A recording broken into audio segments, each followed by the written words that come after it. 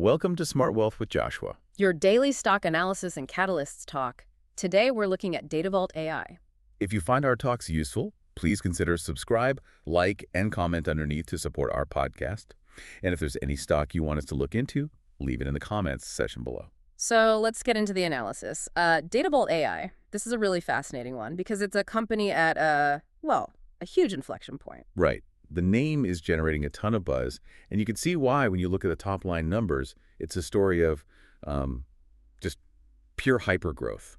Exactly. We're talking about an AI-driven data platform that's, it's finally hitting its stride. The growth engine is really starting to fire. And the numbers are, frankly, spectacular. For Q3 2025, revenue was, what, $2.9 million? Yep, $2.9 million. And that represents a 148% jump year over year. 148%. In this market, that kind of triple-digit growth is something that just forces you to pay attention. It really does.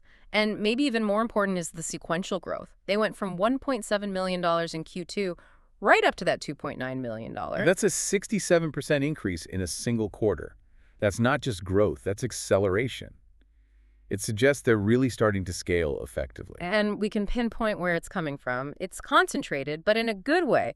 The live events segment drove most of it. How much of it? About $2.2 million. So that's 76% of all Q3 revenue from that one area. So that validates their operational focus then. Yeah. It's working. It seems to be.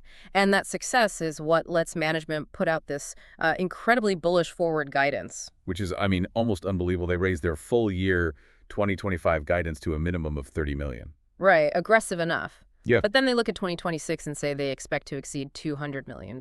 $200 million. So going from 30 to over 200 in 1 year? That's a 600% jump. How is that even possible? It's only possible if they pull off a massive pivot to a scalable, high-margin licensing model, and that's clearly the plan. Okay, so that $200 million forecast is the whole bull case, really. But it feels like it comes with a huge asterisk. There's a catch. There is a huge catch, and that brings us to the core risk here. Profitability and liquidity. Right, the cash. While the top line is exploding, they're in this massive investment phase. A very deep one. The Q3 net loss was substantial. We're talking an operating loss of nearly $15 million. 14.8, yeah. That's heavy spending on R&D and admin. The net margins are, deeply negative. It's a classic spend-to-grow strategy, but they are burning through cash at an incredible rate. So how much runway do they actually have? What does the balance sheet look like right now? It's pressured. No other way to put it. As of September 30th, cash on hand was just $1.7 million. That's critically low. It is. Now, they have a bit of a cushion with about $8 million in crypto assets, but that introduces a whole other layer of volatility risk. It's not the same as cash in the bank. And the liquidity ratios are flashing some warning signs too, right? Big ones. The current ratio is around 0.5, and the quick ratio is down at 0.1. A quick ratio of 0.1. So for every dollar of short-term debt, they have, 10 cents of liquid assets to cover it? Basically, yes. It just highlights how critical it is for them to bring in external capital, and soon. So what are they doing about it? They must see the clock ticking. They've been active. They recently brought in about $11.4 million from financing activities and another $2.45 million from a securities offering. And that was specifically for infrastructure and working capital. Correct.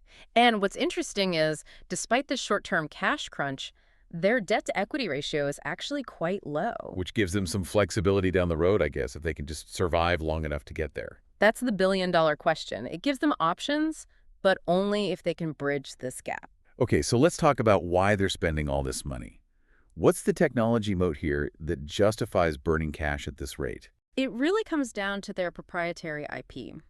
The first key area is in real-world asset tokenization, RWA, and smart contracts. So turning things like real estate or corporate debt into digital tokens on a blockchain. Exactly. It's about making traditionally illiquid assets accessible. It's a massive market. But a lot of companies are getting into RWA. What makes Datavault's approach different or, stickier?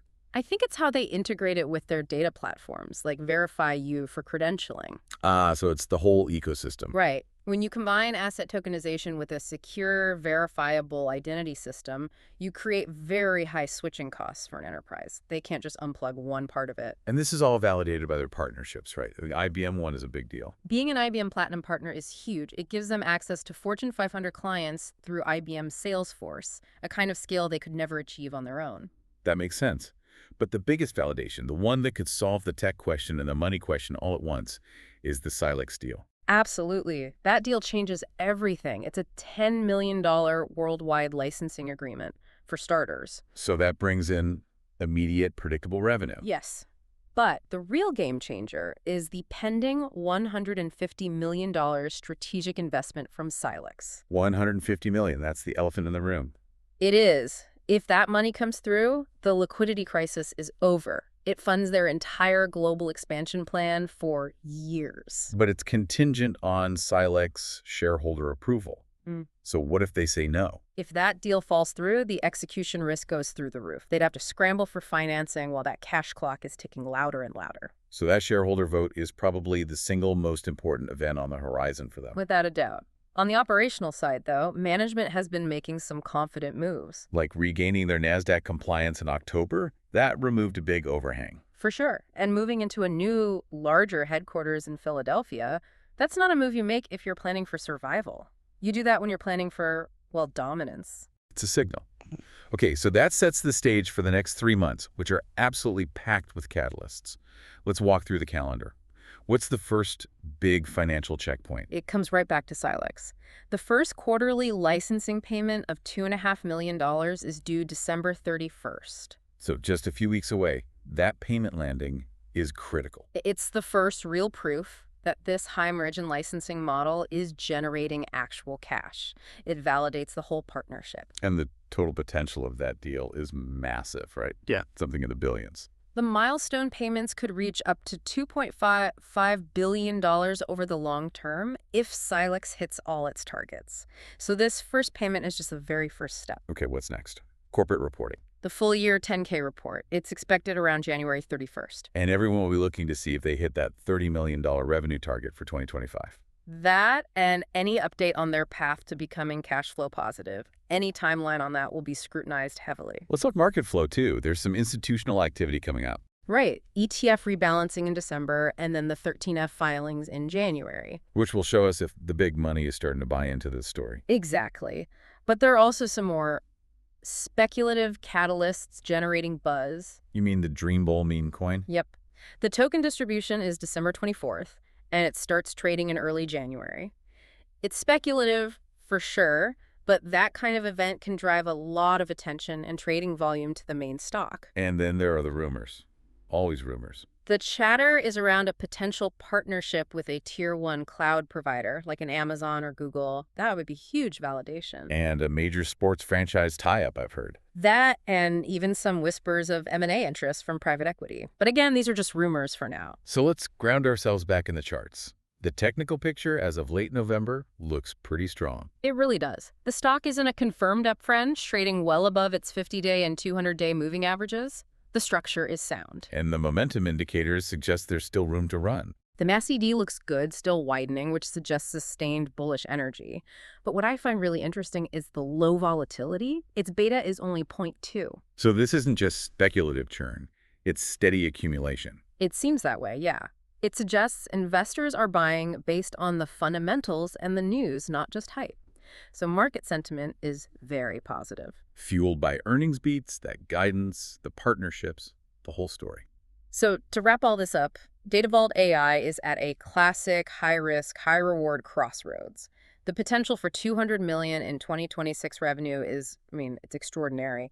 But getting there depends entirely on flawless execution over the next 2 quarters.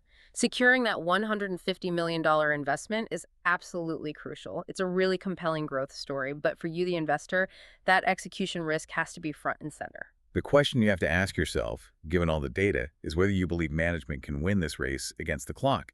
If you want to keep up with the stocks that define tomorrow's wealth, make sure you hit that subscribe button before you go.